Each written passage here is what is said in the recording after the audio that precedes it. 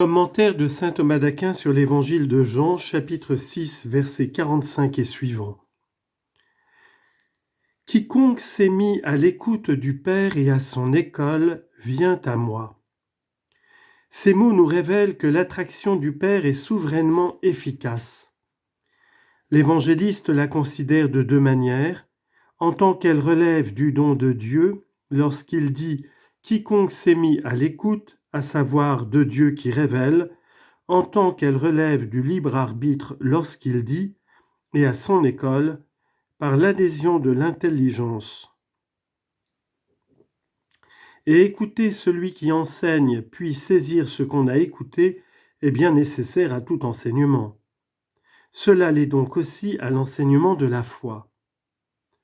Quiconque s'est mis à l'écoute du Père qui enseigne et manifeste, et à son école en donnant son adhésion, vient à moi. Il vient, dis-je, de trois manières, par la connaissance de la vérité, par l'élan de l'amour et par l'imitation de l'œuvre. Et en chacune de ces manières, il lui faut écouter et apprendre. En effet, celui qui vient par la connaissance de la vérité doit écouter, puisque Dieu l'inspire. Citation, « J'écouterai ce que dit en moi le Seigneur Dieu » Psaume 84, verset 9. Et apprendre en donnant son adhésion comme on l'a dit. Celui qui vient au Christ par l'amour et le désir, selon ce qui est dit plus loin, si quelqu'un a soif, c'est-à-dire désire, qu'il vienne à moi et qu'il boive. Jean chapitre 7, verset 37. Doit aussi écouter la parole du Père et la faire sienne, afin d'en pénétrer le sens et pour qu'elle enflamme en lui le désir. Celui-là, en effet, apprend une parole qu'il a saisie selon le sens qu'elle a pour celui qui l'a dit. Or la parole, le Verbe de Dieu le Père, est celui qui inspire l'amour. Donc celui qui le reçoit avec la ferveur de l'amour apprend. Citation, « La sagesse se répand dans les âmes saintes, elle en fait des amis de Dieu et des prophètes. » Sagesse, chapitre 7, verset 27. Enfin, on va au Christ par l'imitation de son œuvre. « Venez à moi, vous tous qui peinez et ployez sous le fardeau, et moi je vous donnerai le repos. » Matthieu chapitre 11, verset 28. Et c'est encore de cette manière que quiconque apprend vient au Christ. En effet, la conclusion est au savoir ce que l'action est à l'agir. Or, dans les sciences, celui qui apprend parfaitement parvient à la conclusion, et donc dans l'agir, celui qui apprend parfaitement les paroles en vient à l'action droite. Citation, « Le Seigneur m'a ouvert l'oreille, et moi je ne me suis pas rebellé. » Non que personne n'ait vu le Père, si ce n'est celui qui est de Dieu, celui-là a vu le Père. Mais parce que certains pourraient penser que les hommes entendraient sensiblement la voix du Père et apprendraient ainsi de lui, le Seigneur ajoute, afin d'exclure cette opinion, non que personne n'ait vu le Père, c'est-à-dire aucun homme en cette vie n'a vu le Père dans son essence. L'homme ne peut me voir et vivre. Exode chapitre 33, verset 20. Si ce n'est celui, c'est-à-dire le Fils, qui est de Dieu, celui-là a vu le Père, son Père dans son essence.